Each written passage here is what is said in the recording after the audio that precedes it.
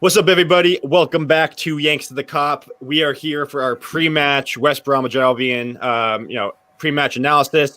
As always, I'm your host, Steve, joined by my brother Scans and our boy Wahomie. And we have a very special guest. We wanted to bring on a West Brom supporter so we can get the entire lowdown on West Brom heading into this game. We have Joe Chapman. You can find him on Twitter at ChapmanJ92. Joe, thanks so much for joining us, man. How you doing? Yeah, very well, guys. Very well. Thank you for having me on.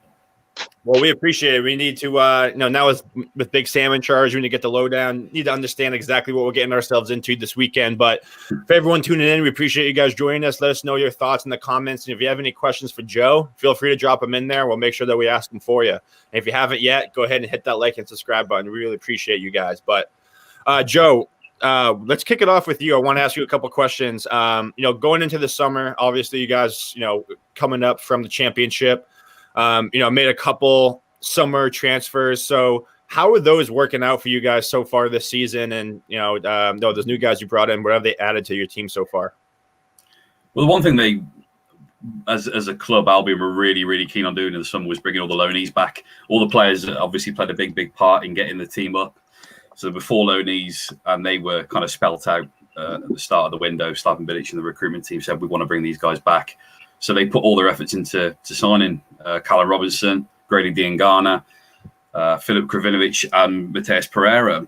All of them played big roles in the promotion. So that was one thing that was really, really key for Bilic. The only problem for Albion was they just haven't got a lot of money to spend. They haven't got an owner that's going to throw 100 million quid at things. So whereas we've seen Wolves and Villa, certainly our local rivals in the last couple of years, come up into the Premier League and have thrown loads of money around, we were always going to be more of a kind of a Norwich, somebody that didn't have a lot of money and had to spend it wisely.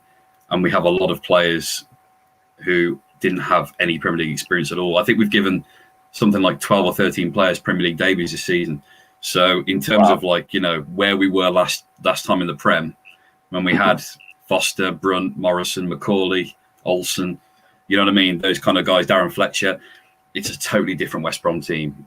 And we're still kind of tainted with that Tony Pulis brush. But, they had to do the best of what they had. I think the signings have been pretty mixed, to be honest, going back to your point. I think, Ivanovic is somebody that you can tell is 37 years old almost. He's somebody that hasn't got the legs at all that he used to have. And he's been dropped recently. Is it just his hair, though, Joe? It doesn't give him the best look, does it? He's somebody that I thought might be that guy who kind of comes in, takes the armband and really kind of, puts it at players if they're not performing. But he's not really that kind of guy. He's still quite a quiet guy at the back. So He's not really the presence I thought he was going to be. Carlin Grant's somebody they've chased all summer and has scored one goal so far, and he just hasn't happened for him. But I don't think in his defence he's particularly like a out-and-out number 9. He's somebody that likes to play kind of, he's more of a Mane or a Salah, for example, than a Firmino. But we're playing him in the Firmino role, so he's struggling really in a team that doesn't have a lot of the ball.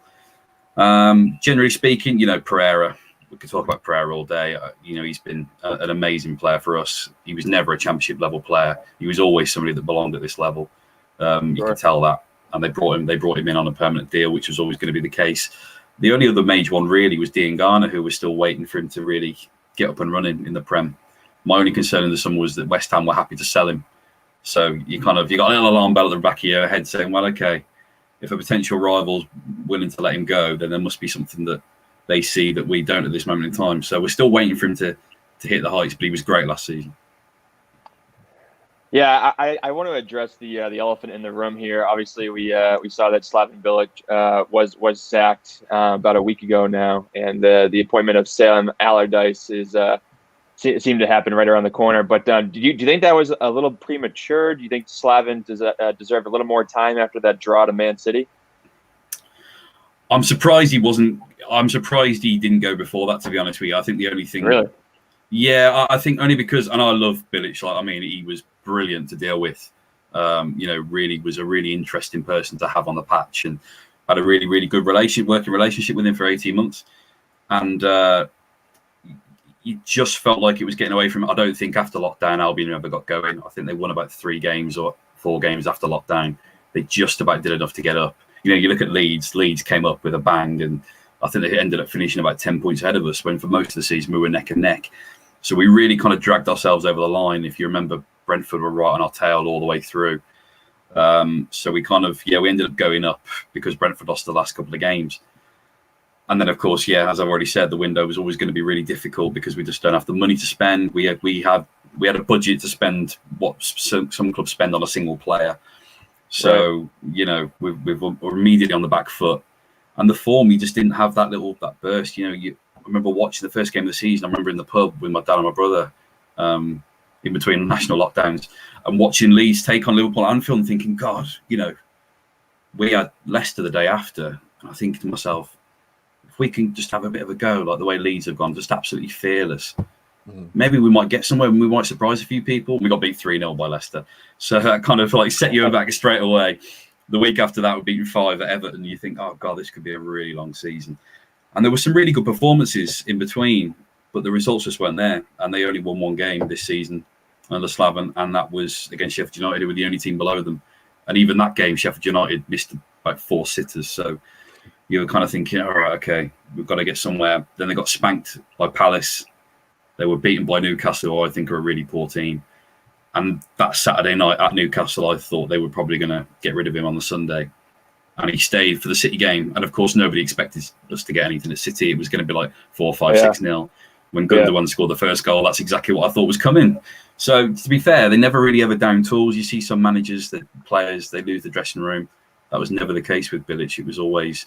he was always had the respect of his players. So, that kind of sparked a bit of a backlash. There was a lot of pundits, a lot of neutrals.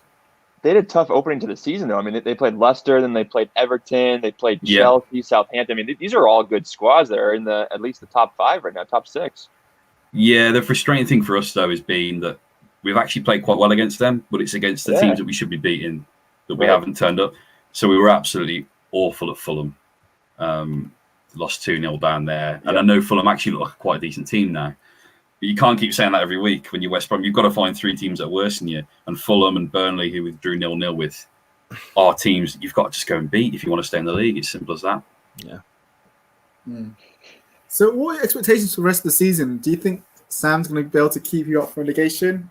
Or are you thinking that he can do a miracle like he's done with so many other teams and keep you up?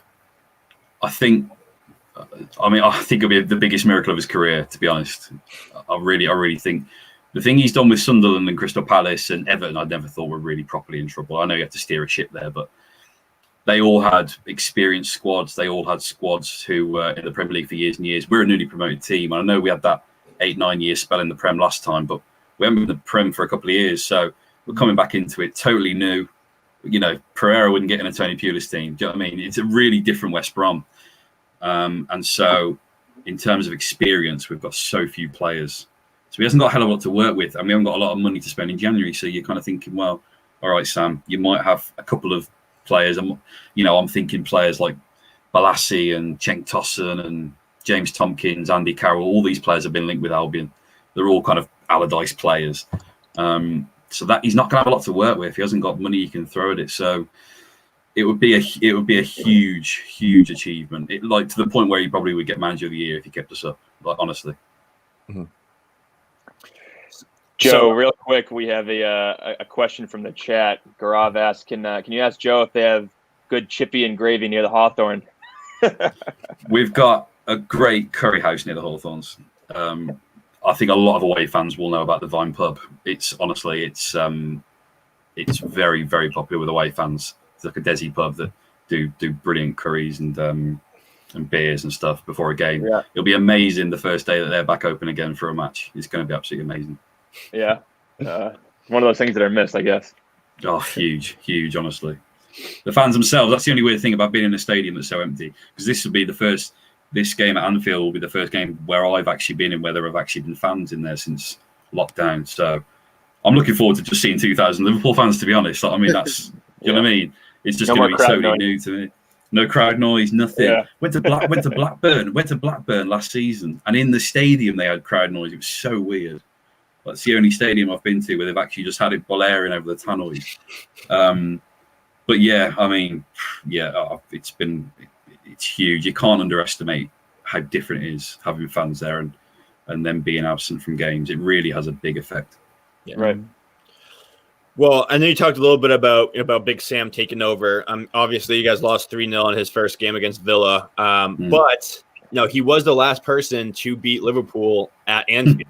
So, does that give you any confidence? But also overall, as what do you think the team's kind of approach is going to be heading into Anfield?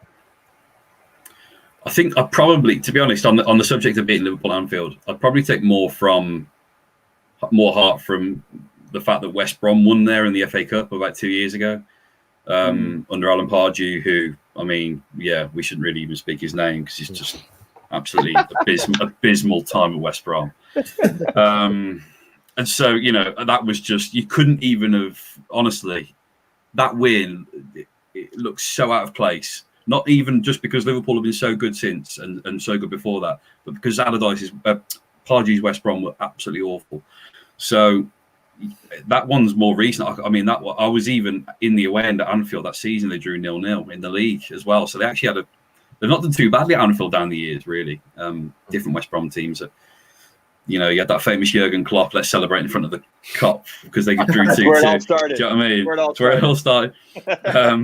And then, when we had Lukaku on loan, he scored a goal and we won 2-0 there that year, and Odewingie scored a winner the year before that. So we've actually done pretty well at Anfield the last 10 years.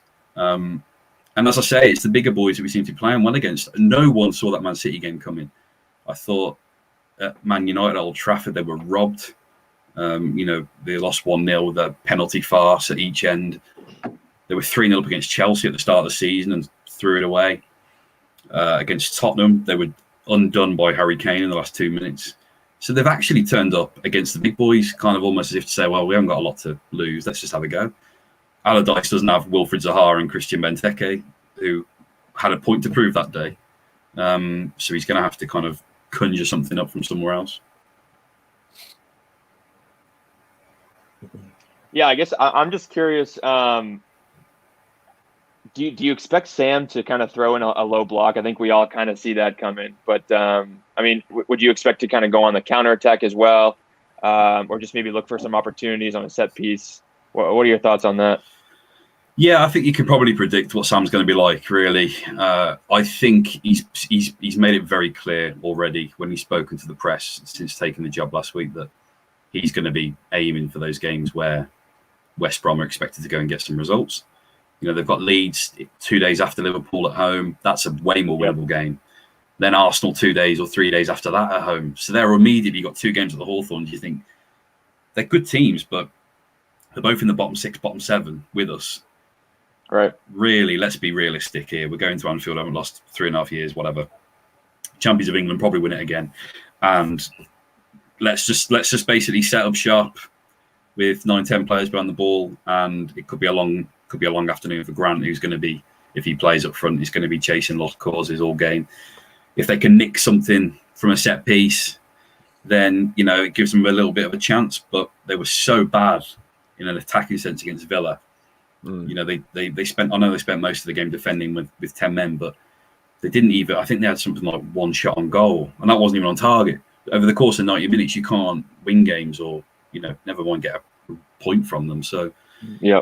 You think to yourself, we've got to have just a little bit more attacking intent, even though it is Liverpool, even though it's Anfield, even though it's, this wonderful team that we've watched over the last 2 or 3 years.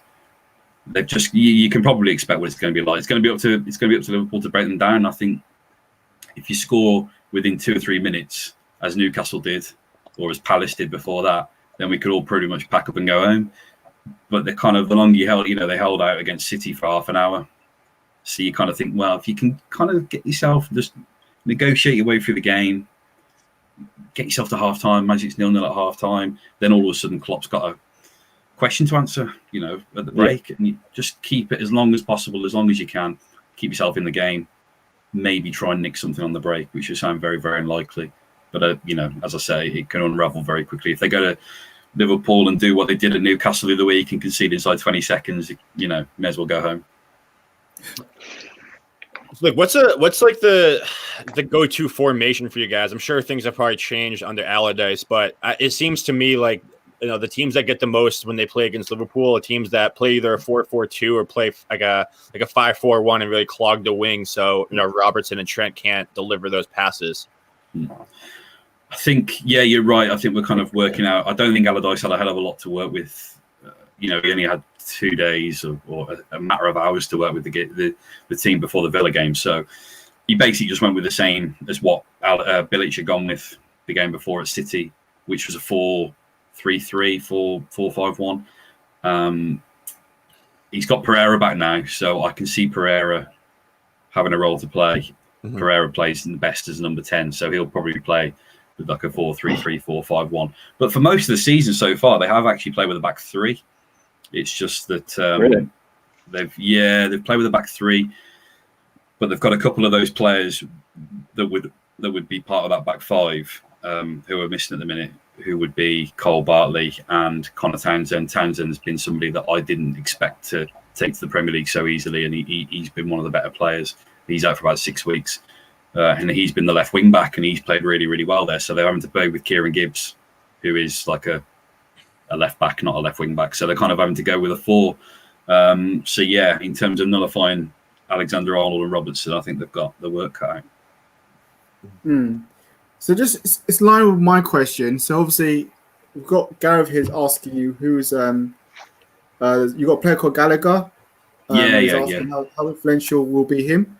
And also it kind of leads on to my question as well. Like, who are Palace West Brom's danger men that we should be watching out for in terms of this match? And where do you think the key battle will be won? Well, Pereira certainly, he's been suspended for the last 3 games, so he'll be back in the starting 11. I'm sure he's Albion's best ball player. He's somebody you want to get the ball to, because I think in a better team than West Brom, he would really, really make waves somewhere else. I could see him in a top 8 Premier League team. If he had better players around him, I think he'd absolutely shine. So he's definitely still a kind of key player anyway. As I say, he's somebody that when you've got the ball at his feet, he can do something, he can create something. Yep. And he chips in with the odd goal as well. Gallagher's been brilliant. We've got him on loan from Chelsea. This kind of never-ending squad that Chelsea have, and with Bilic and Lampard have had a really, really good relationship. They used to play together at West Ham. So Bilic picked the phone up in the summer and said, "Can we borrow him?"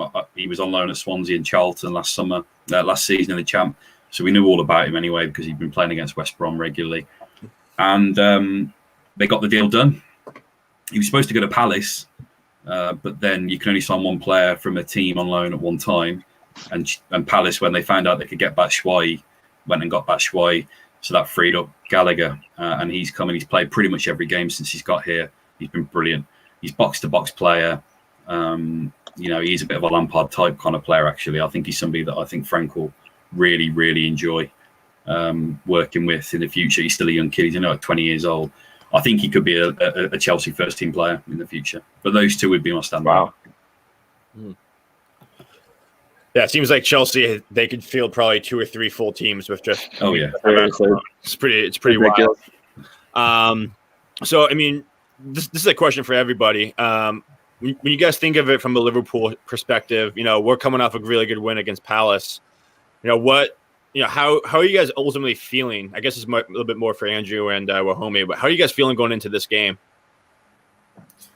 Andrew, you go first. I just think that we just beat Palace 7-0. That's 7 goals, a clean sheet against a pretty decent side in the Premier League. So I think our confidence should be sky high in this game. I don't see any reason why we shouldn't feel good. We're getting back some seriously big players. So our squad will start to feel a little bit more refreshed. You'll see Thiago come back eventually. Ox is back in the squad. Keita's healthy for now. Let's knock on wood there. Shaqiri's coming back. So, I mean, James Milner is coming back. So there's a lot of these personalities that are coming back as well. So I think there's going to be a general good feeling within the squad. And I think Klopp and the Reds will definitely take advantage of that. We're playing at home against West Brom. They should feel very confident going into this one. Yeah, I echo that. And I think how West Brom are going to approach this game, the low block, is how Tottenham approached the game, low block. Yeah. Trying to break the counter. And we created loads of chances against Tottenham's low block. We just weren't clinical. We created enough chances to cut through them, so it wasn't difficult for us to break the low block. But like you said, Andrew said, we should be going into the game full of confidence. The buzz of that win. Have like a week's rest, so everyone should be well rested. Definitely. And so I expect with the fans, we've been fortunate to have the fans still. That fans buzz should be there. Christmas, everyone should be up for it. So, we know how the game's going to approach. Right. West Brom going to camp in their half. I expect us to break them down and then probably try sucker punches in a counter attack or cross. I just wanted to ask you, Joe, are West Brom a threat in the air with set pieces? Not as much as they used to be. I mean, go back, teams like Liverpool, Tottenham, Arsenal used to fear West Brom because it was just get it on Craig Dawson's head, get it on Gareth McCauley's head. Yep. We got Chris Brunt. We got Chris Brunt getting corners in, and it was predictable, but nobody could stop it. Really, it's old English football. It is proper Tony Pulis football. Yeah. Whereas now you look at it, you think, I don't remember too many goals they've scored this season from set pieces. They've got Shemi Ajayi, who is a really, really good young defender, Nigerian international.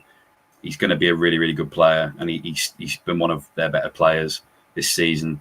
But he doesn't score that many. Yeah, he scored a few last season, but he hasn't scored any this season. And then you've got Dara O'Shea, who's a young lad, Irish international, who plays alongside him. Again, he's only 6'1", 6'2". He's not enormous. So they haven't really got that midfield height either, I don't think. And I know Liverpool, you missed Van Dijk, but, you look at players, I'm guessing Matip's going to be fit. Fabinho, yes. I mean, those players are going to be way taller than Pereira and Grant and Gallagher, for example. So not the same kind of West Brom team at all. We've been trying to shake that label of being a kind of horrible Tony Pulis long ball team for so long. But, we've kind of gone full circle now with Sam in charge. How do you guys think Liverpool's going to line up? Because I know we've had the week, a full week off at this point, but playing a team like West Brom, do you guys take advantage, of where they are on the table and just maybe play a little bit more of a rotated side? Maybe not the entire team, obviously, but maybe pick 2 or 3 spots and give a guy like maybe Taki some more minutes since he's kind of coming into his own, anything like that. I personally think Klopp's going to play a strong team because I don't know how many days we've got to the next game. I think we'll play Wednesday. I think it'd be 2 or 3, wouldn't it? Yeah. Oh, 2. Okay. Well, I think he'll probably play Newcastle away next. I think it is.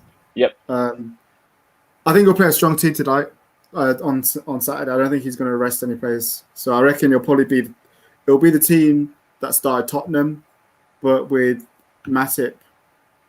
He didn't play Tottenham. Yeah, Matip playing instead of Williams. I think that'd be the team he'll go with.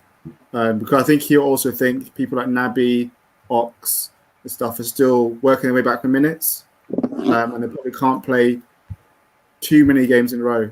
Even with a week break, and he's going to be ball wrap them, kind of look after them. And I think that'd be the team against Tottenham. So he'll go strong, get the win, then rotate, and then focus on Newcastle.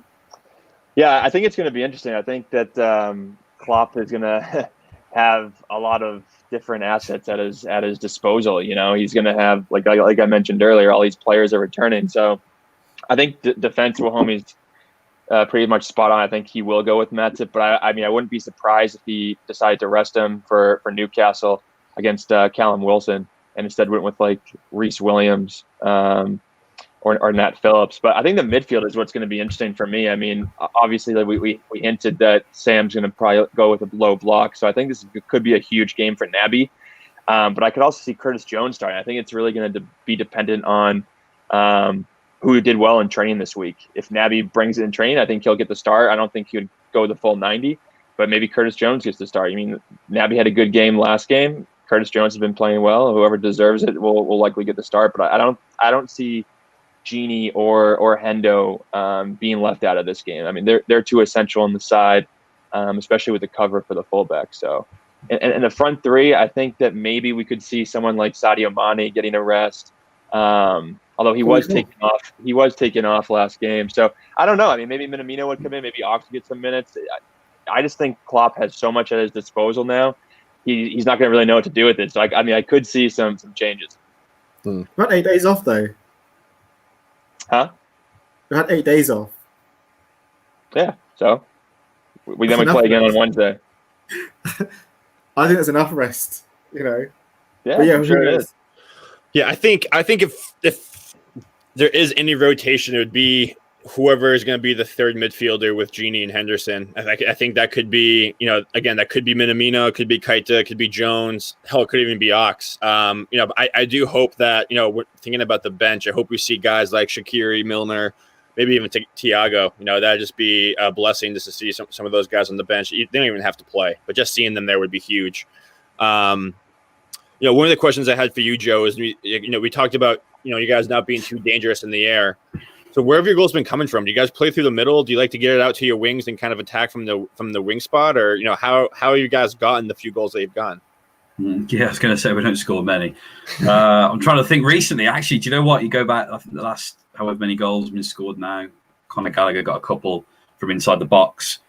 Both of them were quite well worked. Actually, there was one. The Gallagher one was from a corner against Sheffield United, the winner, where it was just like basically dinked out to the edge of the area, and he just hit it, and it went through a wall of bodies and unsighted the keeper, and they scored from that.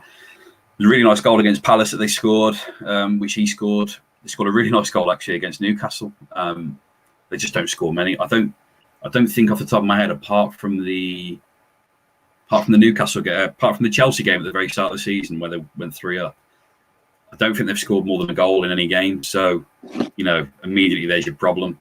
But Sam said today it's going to be about defence in terms of what he wants to improve. Because if you can keep clean sheets, you only need one goal to win a game anyway. And when you're a team like West Brom who don't score many, that's going to be your best bet. So it's going to be all about sure up defence. But I do think Sam's looking beyond this game anyway.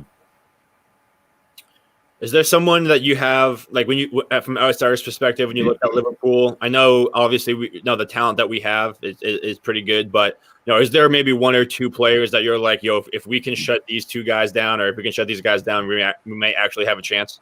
Yeah, half the team. I think you should just give Thiago as long as he needs. He doesn't need this week. I've been a huge fan of Mane since he was before. When he was at Southampton, I could see that he was going to go to bigger things. I actually thought, I'm glad he's a Premier League player still. I actually thought Mane would be a Barcelona, Real Madrid player by now, just based on what he did. Maybe the last 2-3 years. I know he gets a bit frustrated sometimes, and obviously Salah's been the one that's caught the headlines in the last couple of years. But Mane for me is like just absolutely outstanding. He's you kind of go to for like fantasy Premier League points at the start of the season. He'd be in my squad. But yeah, I think that I actually think really. I don't know the Liverpool fan base inside out, and probably within the Liverpool fan base, it's probably a different view. But outside the Liverpool fan base, I still don't think Wijnaldum gets the credit he deserves a lot of the time. I think sometimes Definitely not. Some of the it's the way he kind of just pitches up inside the box and just meets it like that. Those Barcelona goals he scored were like just that header were exactly what I imagine when I think of Gini Wijnaldum. I think of that, somebody that if you're kind of laying siege to the opposing goal, and Salah and Firmino and Mane aren't really kind of at it, Wijnaldum will just pop it with the goal. I think really properly. It'd be a real shame if he was to leave. But agreed. We haven't seen a lot of Thiago though, still, have we? So I couldn't believe I was doing a little bit of research this week. I can't believe he's only made 2 appearances. Yeah, absolutely crazy. I'll be surprised if he's COVID and then he got injured. Yeah. I don't think he'll make this weekend from the rumours. No, you've got Jota to come back as well. It's mad, really, properly. The depth is one thing that I always was concerned about Liverpool 3 or 4 years ago. But that just seems to have been. I know they've had their injury problems and they've all kind of come at the same time, but that seems to have been taken care of, really. You're still a little bit concerned if anything was to happen to Alisson, but generally speaking, they seem to muddle through elsewhere, don't they? It says a lot. You lose Van Dijk so early in the season, you still find yourself top at Christmas. Then, something's going right, isn't it? Jurgen Klopp. Yeah, quite. But Chris had a good question in the chat here. I don't know if you want to put that up, Andrew. Joe, do you think West Ham needs to strengthen in January to stay up the season? And if you do, where would be an area that you'd want to see them address? Yeah, I think that's going to be key. I think Allardyce knows it as well. It's going to be a situation, as I've already said, they're not going to have a lot of money to spend, so they're going to have to be really clever. They could potentially get like a really decent loan spell, perhaps, or somebody they can get on loan from a bigger club like they've done with Gallagher. or maybe someone, they've been linked with Ahmed Musa recently, the old Leicester winger, who's a free agent. So, someone like that who might be able to. Jack Wilshere, for example, is a free agent as well. You're looking at players who might not necessarily have a club right now, but they're going to have to be, pretty clever about how they do Daniel things. Sturridge. Bring back Sturridge. No, Jesus, no, that was the worst signing we've ever made. So I think generally, they're going to have to be very, very clever. There might be one or two players that leave the club. I think Grosicki might go to Nottingham Forest still. That was very close to happening in the summer, and he's not really had any chance in the Prem this season. Charlie Austin's another one I can see going. I think there are teams in the MLS that fancy Charlie Austin. So there are players there that could, leave the club. And if they leave the club, before the transfer window shuts, then they might have a little bit of time to kind of spend the money they've got left. And they sold Agazi as well in September. So when the transfer window closed, so they've got a few quid from Agazi as well. So yeah, I think Allardyce is probably like 3 or 4 players, but it's probably going to be more like 1 or 2. Great question from the chat. I love it. Yeah. Chris Welch always delivers. So, guys, thinking about Liverpool's perspective again, I mean, our rivals again don't have an easy week. Do you think 3 points are vital this week? I think every point now. I think going with who our rivals play up until the 3rd of January. I think if we can beat West Brom, Palace, Newcastle, get this win. No, West Brom, Newcastle, and Saints get those 3 wins. I think we'll probably go 10 points clear because, for example, Chelsea and City play on the 3rd. If we win those games, we go 10 points clear of City. I still think City are our main rivals, maybe United. I think we'd be 2 clear. I think because when we went 10 points last year, the league was over. So I think if we were to get the 10 points clear by 4th of January, I would say it's not over, but I think we're pretty much got one hand in the title. So I think it's imperative we go on a winning run now and get some wins rolling and get that feeling of how we did last year. We had like 8 or 9 wins in a row. And that'll just shut down everyone else. So for me, it's a must win. How many points do you think you'll need to win the league? I think it'll be less. So we won it in 99 last year. I think it was 99. Yeah. I think it'll probably take 90 points. Yeah, I was going to say you're not going to need that many. 85. Right. I don't think you'll need anywhere near the 100 mark. I think it'll be 90. Around that. Because I still think Liverpool would maybe draw a game or 2 here and there. I don't think we'll lose any, but I think we'll draw a game or 2. And I think the other teams, they will potentially draw. Well, because the second half of the season, we've got most of the teams coming to Anfield, which is more favourable for us. Right. Yeah, that's a good point. We've got most of our away games out of the way, tough away games out of the way. So for United away and Spurs away, those are the really tough away games we've got now. So that's more beneficial. But all the other ones still have to go away to each other. So I think they'll drop points. Yeah, I think what we're kind of seeing with Liverpool right now is almost like a perfect storm. We've built up momentum the past few games. We beat Spurs. We crushed Palace. Hopefully we'll have a good result against West Brom. But we've also, like I just mentioned, we've had so many people who were injured, players that were injured, come back from injury. And I think if we can get through, I've been saying it all along, if we can get through to the December run-in with a little bit of a cushion, whether that's 5 points or 10 points like Wahomie said, I think we're in really, really good shape. So, I mean, I'm excited, especially with Thiago coming back. I mean, he's going to just add a whole different level to that midfield that we have only seen twice this year. Once for a half and once for, the whole game, but he ended up getting injured, almost broke his leg. Yeah. So, no, I'm excited, man. It's a perfect storm for me.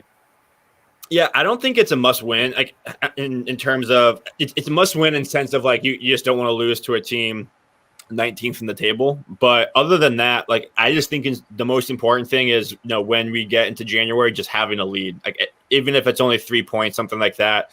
With like you guys, because of all the reasons you guys said, with our injuries coming back, especially a guy like Thiago, if we're at the top of the table and then we get Thiago back, then like in my opinion, like that's one hand on the trophy right there, because he is just, there's a reason why Klopp signed him. There's a reason why we kind of went a different direction than what we typically do with transfers, and it's because this guy is truly world class. He's truly one of the best midfielders in the world, and I think, you know, like you said, we've only seen him for about 100, not even 180 minutes, and Not even. I was salivating when I was watching him play. So all in all, I just think if we have a lead, you know, going into that, we're going to be fine. So not necessarily a must win, but just because of where West Brom is in the table, I would say, yeah, you got to get the win. But I do want to add a quick question from the chat. One of my good friends, Shane Samwell, posted here. Do you think Klopp is ready for a Big Sam masterclass? I'm assuming he means Klopp, but well, homie, why don't you take that one and then we'll give it to Joe?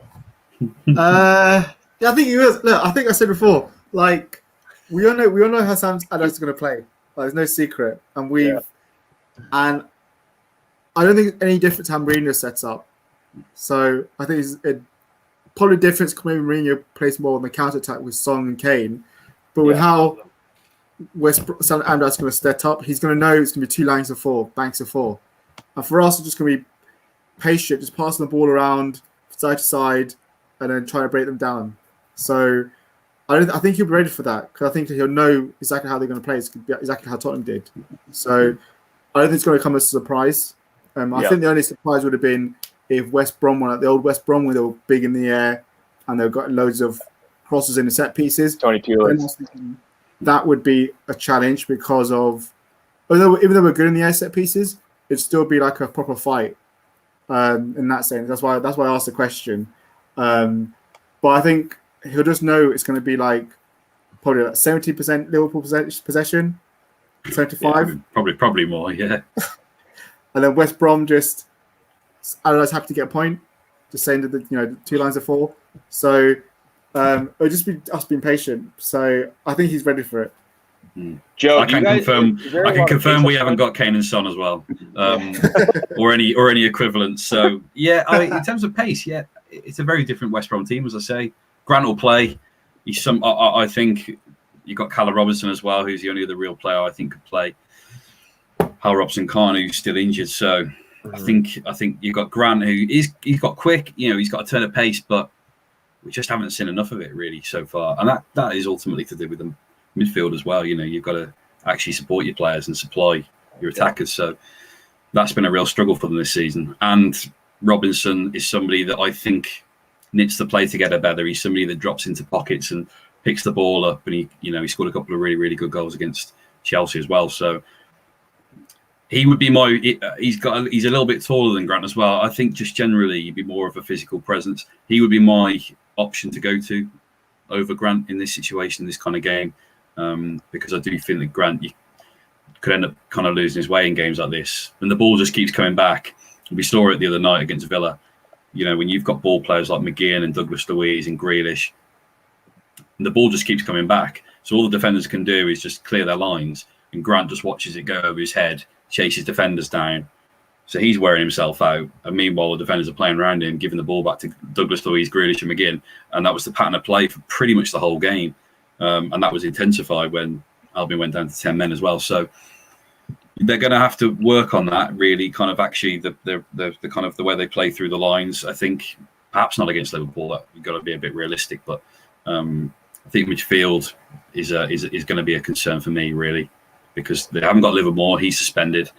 Sawyers is not a midfield presence in the same way. I go back to I've said this now about 100 times recently because I keep using them as an example, but we haven't got like a Claudio Jakob who would just absolutely wind players up, who would get stuck in, who wouldn't go any further than 5 meters away from his centre backs, who would just sit there like a terrier and just absolutely disrupt the play and just break it up. And he literally didn't move. He was like a crab. He would just stay there in front of his defenders, win the ball, give it to a more talented player. And we've missed that so much. And Sawyers is the one that wants to receive the ball and play, not the one that wants to break it up. So we're kind of missing that. That's where I think Henderson and Wijnaldum could have a bit of joy.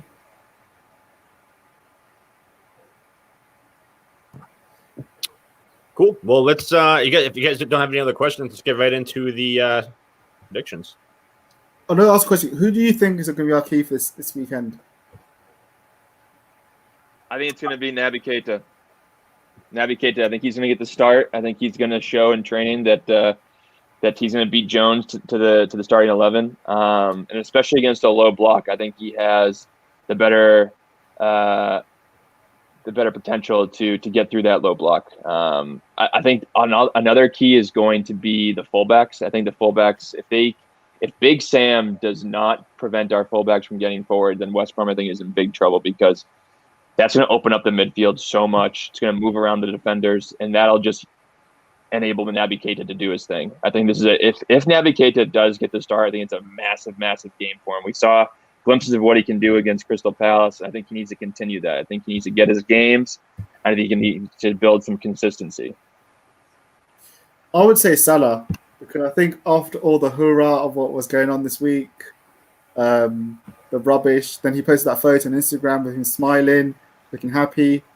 They looked in training, really happy. I think it's going to be Salah this weekend. Some of that's taken out of context, though, dude. Well, let's talk about it. Yeah, I mean, you're technically, yeah. But I don't think he's unhappy at all. I think that's just nonsense, because right. I heard that Egyptian guy was just a pundit anyhow. But I think Salah's top goal scorer, I think he's gonna want a point to prove in terms of getting some more goals. So I think he will be a big key this weekend again. For me, it's Firmino. I think Firmino is the key. I think if he continues his fine form, continues that link-up play, since he's been playing better, since he's gotten that rest, I think the front three has been playing significantly better. So I think if he continues to press like we know he can press, but more importantly, connect with Mane and Salah like he's done in the past, I think that's the key. If he keeps rolling, Klopp said it, he's the system.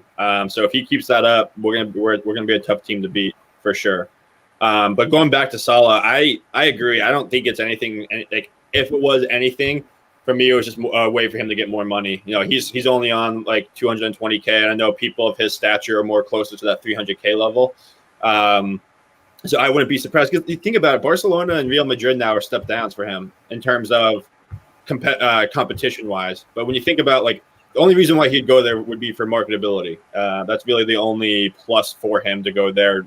Egyptian king and Real, it's all about that money. But if he truly wants to win and be competitive and be the best version of himself, I think that's at Liverpool, and there's really no question about it, in my opinion. Yeah, I think that's what it is too. I mean, I think that Mo, he gets motivated by the trophies. Obviously, I think that's what he loves about Liverpool. He's winning silverware, but at the same time, I think what motivates him game in and game out are those records that he's constantly chasing. He is so mad that he didn't get the Golden Boot last year that he is just going to be guns blazing every single game. So that's what you're just kind of starting to see. I mean, he has 13 goals this year. I think he has more than 20 goals and assists in all competitions right now, if I'm not mistaken. So, I mean, he's bringing it to the table, and I think you're starting to see this like little friendly rivalry that we've seen with Mane kind of start to flourish a bit, and hopefully Mane starts to get involved a little more as well.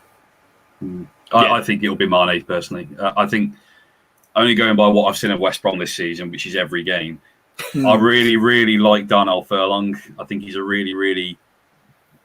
I think he can be a really effective player in the right system, and that is for us with a back five and him playing as a right wing back, because I just don't think he's up to the capabilities in terms of what is expected of him defensively. So when he's asked to play as a flat back four right back, and he's only got like a centre half next to him as opposed to three centre halves behind him, I think he could be exploited. And him and I think Mane and Robertson on the left will do that. I've seen Zaha do it, Grealish do it in recent weeks. I think that's just the way that they'll kind of go with it. Mane and Robertson. I know it's the same on the other side as well, but I think Mane and Robertson will have more joy against Furlong than Trent and Salah will against Gibbs. But it's funny you said that, because that's how I feel like most teams beat Liverpool, is going down the left side against Trent. That seems to be the side that everyone attacks against us. So it's kind of it's nice having the shoe on the other foot this time, knowing that we're going to attack the left side. So that's good to know. Joe, I do have a quick question for you. What are your overall thoughts on Mo Salah as a West Brom supporter? I think that oftentimes in the media he gets underappreciated, and oftentimes even with Liverpool supporters. So I'm just curious to hear your thoughts on a player like him. I mean, when he first arrived, he had a little bit of a point to prove, and I know footballers don't really agree to such things, but I think he did have a point to prove after what happened at Chelsea, and he just appeared a different player. I remember watching Liverpool against Roma in the Champions League the year before and thinking, he was one that obviously caught the eye. Roma are a talented team, but he was somebody that you could see moving. And what was it, 32 million quid? I mean, that he'd be worth 3 times that now, at least, if not more. The first year I remember watching Liverpool, whenever they were on the telly, which was often, they just always seemed to score. Didn't matter what game, didn't matter who it was against, didn't matter what kind of the conditions were. He just got on with it, and he would score these wonderful goals. Some of them, the goals he scored against Everton, Chelsea, Man City, some of them are from mad angles as well. He's a really talented player. He has got that kind of selfish streak in him. Sometimes, even as a total neutral or as an opposing fan, you think to yourself, "Come on, mate, just look up and lay it off to someone," and then he'll have a shot and he'll get blocked or he'll hit the side net, and you think, "Oh well, I can understand why Mane gets frustrated sometimes, but I want him to be selfish, though. I want him to be selfish. Well, yeah, because that's where it's got him. Look at it. Yeah. It's got him to where he is now, and nobody would ever question what he's achieved. Yep. All right, last questions before we get to the predictions here. Joe, a question came in from the chat. Overall, do you think West Brom is going to get it done and survive? I think the real challenge at this point in time for Albion is to find 3 teams that are worse than them. So you're banking on Sheffield United not having an amazing second half of the season. You're looking for teams like Fulham to kind of really fall away because they look like I watched that game against Liverpool the other week. I thought they were unlucky not to win. So, you've got them. You've got Brighton, who I actually thought were going to have a really good season at the start of the season. But they just don't score enough goals. Then you're hoping that maybe a Newcastle might get dragged into it because I think they're really poor. And again, if they don't have Callum Wilson, then they are going nowhere. And then the unthinkable, you kind of think to yourself, well, actually, seriously speaking, what players do Arsenal have that are going to be ready for a relegation scrap? Honestly, I'm not saying for a second that they'll go down. But how many players signed for Arsenal in the summer thinking they were going to be relegation fight? I mean, honestly, if you think you're taking players like Gabriel and Lacazette and Pepe into a fight against teams like Burnley and Albion and Sheffield United, then they'll get done. And they always used to lose to teams like that when Arsene Wenger was in charge, but they'd always win, their big games at the Emirates and stuff. Then they'd always finish kind of top 6. They've won like one of the last 10 or 11 Premier League games, which is absolutely mad. And most managers get sacked for stuff like that. As I said, they come to West Brom 2nd of January. That'll be enormous if we beat them. And I think they play Chelsea before they come to us.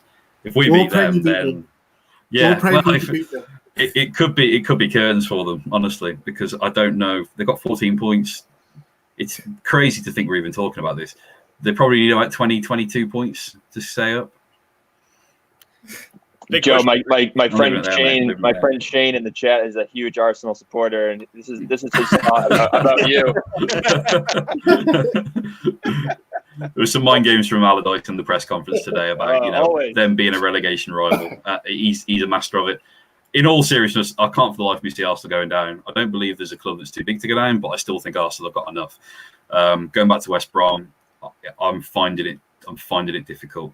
But Sam's never been relegated, so do you know what?